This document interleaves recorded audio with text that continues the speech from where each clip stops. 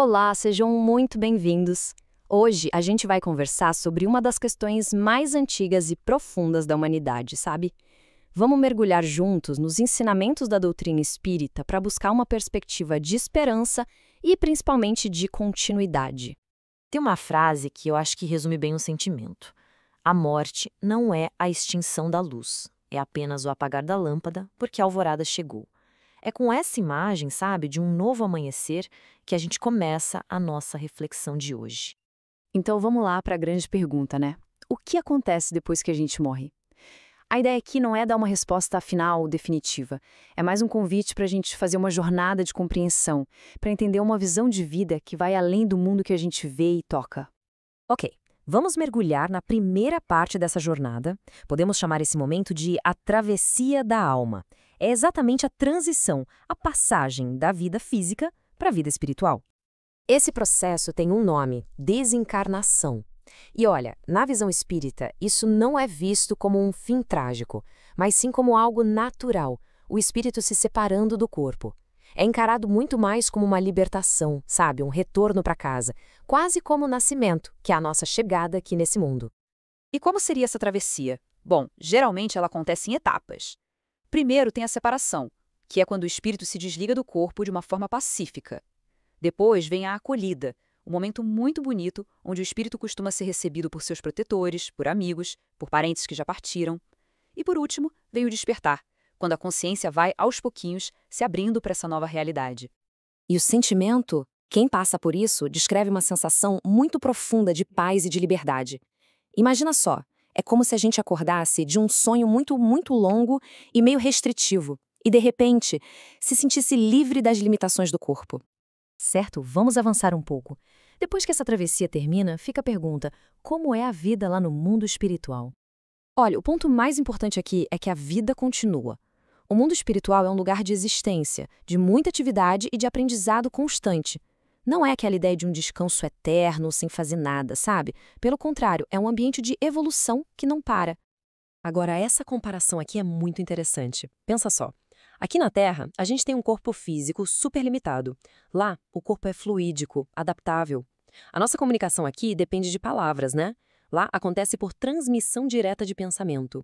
E a nossa percepção, que aqui se limita aos 5 sentidos, lá se expande para uma consciência muito, mas muito mais ampla.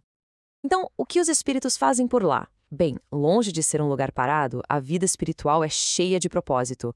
Eles estudam as leis do universo, trabalham ajudando os outros, continuam crescendo como indivíduos e se preparam para novas experiências de vida, o que, claro, inclui futuras reencarnações. E isso nos leva a um ponto que é fundamental. A conexão entre o nosso mundo e o mundo espiritual nunca se quebra de verdade. Existem laços que continuam nos unindo. Uma pergunta que todo mundo se faz, né? Os espíritos, eles ainda conseguem se conectar com a gente? E a resposta, segundo a doutrina, é que sim. Isso acontece de jeitos bem mais sutis do que a gente costuma imaginar.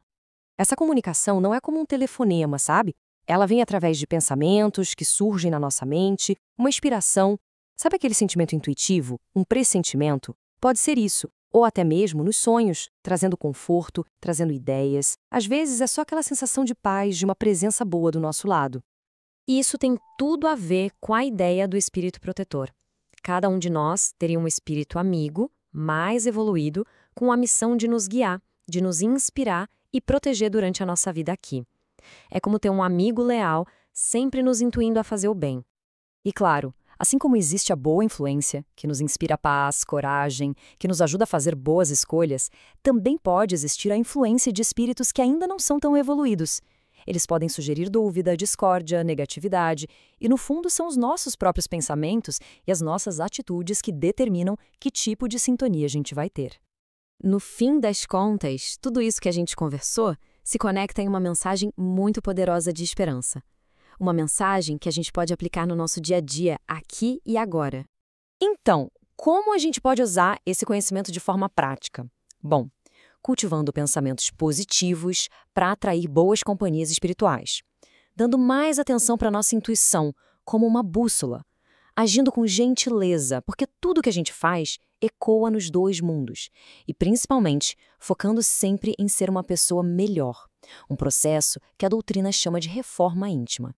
A grande conclusão, eu acho, é esta. Compreender que a vida continua é, na verdade, compreender que o amor nunca, nunca acaba. Os laços verdadeiros que a gente cria são eternos. E para fechar, fica uma reflexão, uma pergunta para a gente levar para a vida. Como podemos viver o nosso hoje à luz da eternidade? Se a vida é essa jornada contínua, então cada ação, cada palavra e cada pensamento que a gente tem está, de alguma forma, moldando o nosso futuro eterno.